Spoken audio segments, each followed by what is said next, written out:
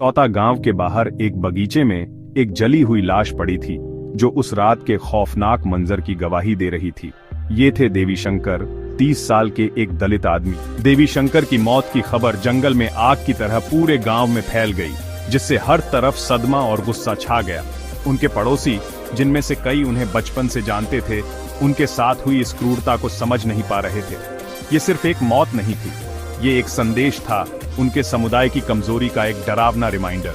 देवी शंकर के शरीर को जलाने वाली आग मानो इसौता की आत्मा को झुलसा गई, एक ऐसा घाव छोड़ गई जिसे भरने में कई पीढ़ियां लगेंगी।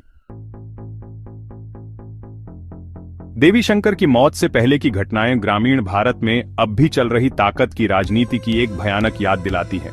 इसकी शुरुआत एक आम सी शनिवार की शाम को हुई। गांव के 4 आदमी, जिन्हें देवी शंकर जानते थे, उनके घर आए। उन्होंने दावा किया कि उन्हें गेहूं की थ्रेसिंग में मदद चाहिए और उन्होंने देवी शंकर को अपने साथ चलने के लिए कहा।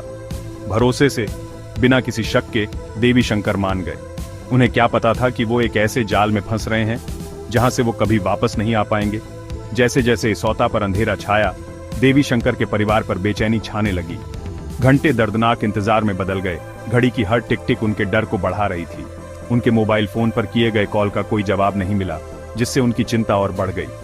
देर रात 2 बजे से 4 बजे के बीच मोटरसाइकिलों की आवाज ने गांव के सन्नाटे को तोड़ दिया।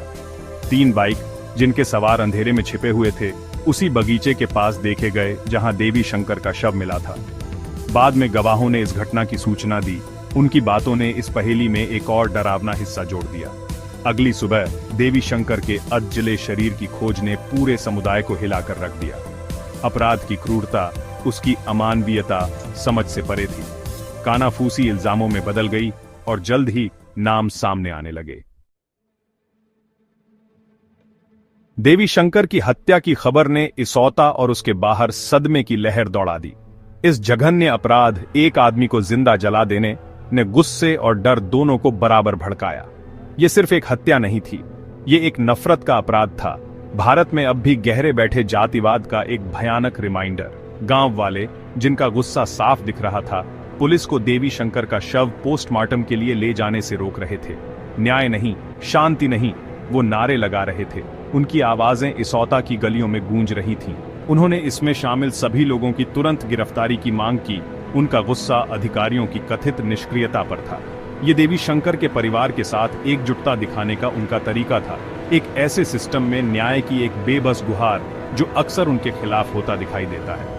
राजनेता इस घटना की निंदा करने में जल्दी थे, उनके बयान जनता के गुस्से को दर्शाते थे। मायावती, बीएसपी प्रमुख, जो जातिगत अत्याचारों के खिलाफ अपने मुखर रुख के लिए जानी जाती है, ने अपना दुख व्यक्त किया और अपराधियों के खिलाफ तेज कार्रवाई की मांग की। अखिलेश यादव, सपा प्रमुख, ने भी निंदा की और सत्ताधारी सरकार पर दलितों की रक्षा करने में कथित विफलता के लिए आलोचना की। सोशल मीडिया प्लेटफॉर्म गुस्सा और दुख व्यक्त करने का जरिया बन गए। देवी शंकर के लिए न्याय की मांग वाले हैशटैग देश भर में ट्रेंड कर रहे थे। इसौता में देवी शंकर की भयानक हत्या कोई अकेली घटना नहीं है। ये भारत में दलितों की कमजोरी का एक दुखद रिमाइंडर है, खासकर ग्रामीण इलाकों में जहां जाति व्यवस्था अक्सर जीवन की शर्तें तय करती है।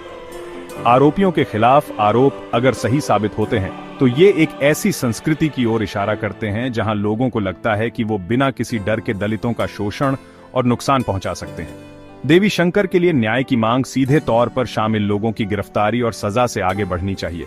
इससे मजदूरों के अधिकारों, जमीन के मालिकाना हक और दलितों के लिए न्याय तक पहुंच के बारे में एक बड़ी बातचीत शुरू होनी चाहिए।